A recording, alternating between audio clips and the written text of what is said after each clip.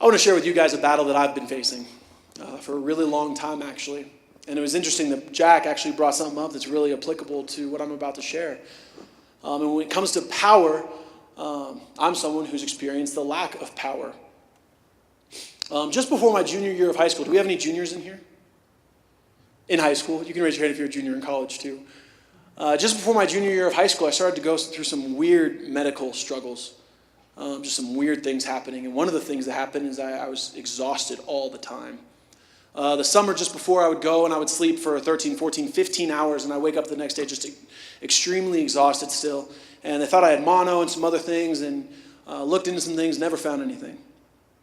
And so going to school, I would fall asleep in class because I was exhausted all the time. And I remember one time I was sitting in English class, and my teacher asked me a question. I didn't hear the question. I just heard, "Brandon, what comes out the other end?" And I said, "Confetti." I was half asleep. That was not the only time I talked in my sleep in class. There were multiple times where I had fallen asleep in class and would talk in my sleep.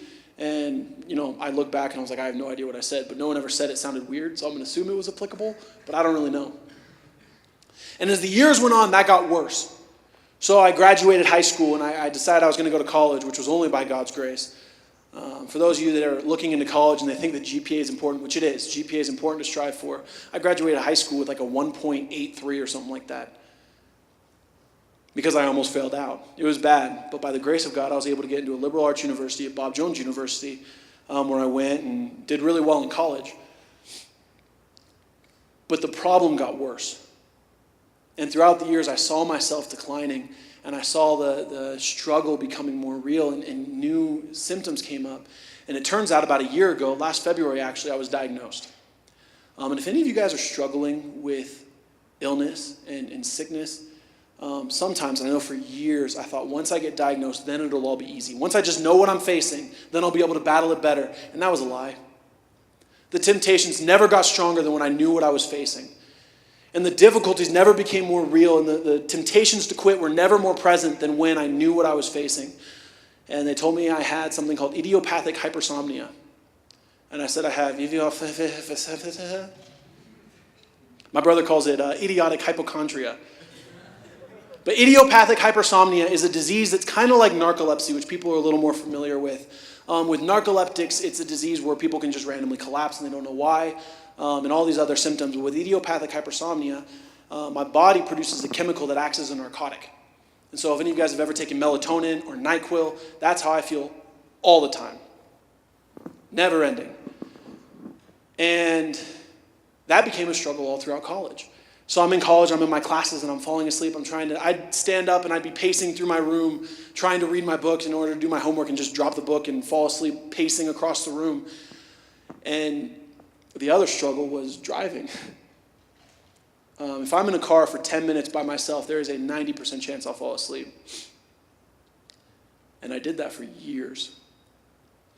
Because when I started to go through those medical tests when I was in high school, they didn't find anything and they weren't able to share what was wrong. And so being young and ignorant, I put a lot of other people's lives at risk as I continued to go behind the wheel.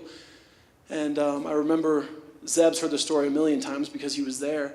We were driving to South Carolina for my grandma's funeral, and I wanted to prove that I could do it, and so I kept driving, and I fell asleep 6 or 7 times before finally hitting a mile marker pole, one of the little ones with the reflector on it. Messed up the hood a little bit, but of course we're going 85, 90 miles an hour, or whatever the speed limit was. But if I had hit something a little more serious, or a person, I could have killed everyone in that car. I could have killed everyone in the other car, and I did that for years. So finally last year, I get diagnosed, and you'd be amazed at over the years how the little things that I've noticed that I can't do as well. He mentioned brushing teeth. Well, one of the things that I've noticed through this, and this is not something I've actually shared with people, I've lost a lot of strength in my muscles. I have muscular loss throughout this whole thing, and so little things like I drop things all the time. And I'll tease it's just because I'm clumsy, but in reality it's because my hand gives out. So even sitting there brushing my teeth, I'll drop the toothbrush because my hand just loses its strength momentarily. It happens with my phone a lot. And so Gorilla Glass was the greatest invention for mankind because I just drop my phone all the time. And I always thought that it would end. I always thought the temptations would end, that the struggles would end. And throughout that whole time, being exhausted all the time, the best thing for me to do was to keep moving forward, to keep pressing on, to keep adding more onto my plate, because the second I stopped was the second that I collapsed. I worked at Chuck E. Cheese, and if any of you guys have ever been to Chuck E. Cheese recently, they have really good pizza. They changed their recipe. I promise it's good. But I worked at Chuck E. Cheese, and I'd go work 13 hours on the weekends just because I didn't want to leave, because one, I had to drive home, and that was dangerous, and I knew it was dangerous, but I did it anyway. And two, because as soon as I got back to the dorm, I just basically collapsed, where my body was just a giant paperweight. Different things that get worse, I started to lose my memory, where I started to have difficulty remembering words and what they meant, and being able to speak through things.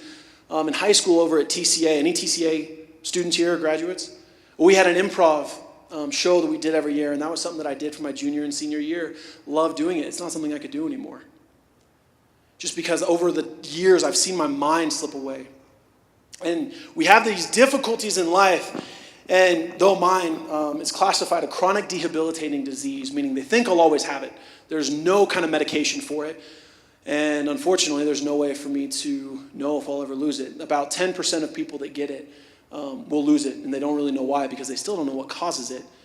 What I do know is that right now I drive a motorcycle around, which also proves to be difficult.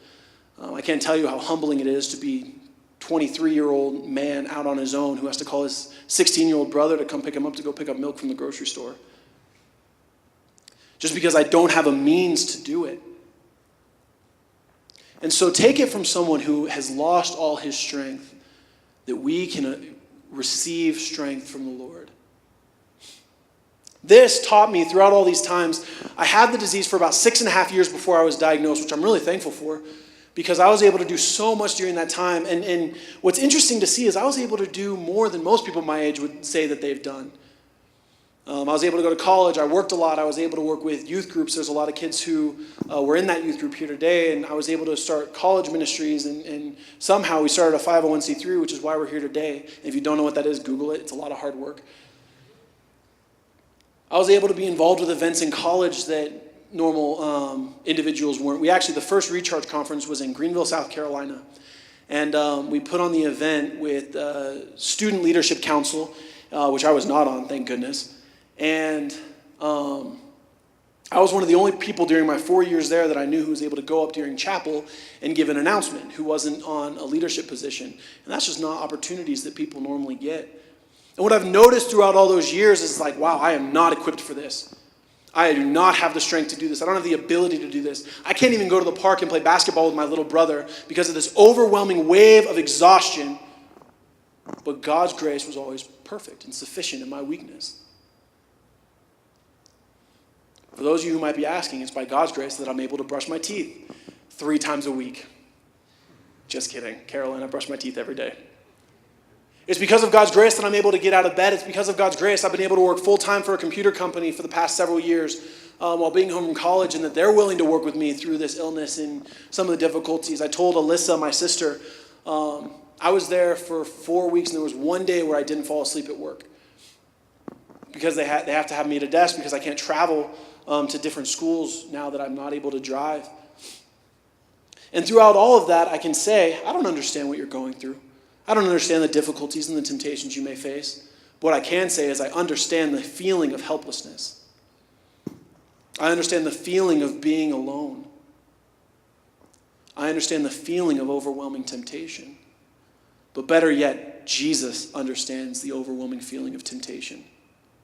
As we face these battles in life, we have to understand that Jesus actually understood these better than we ever will.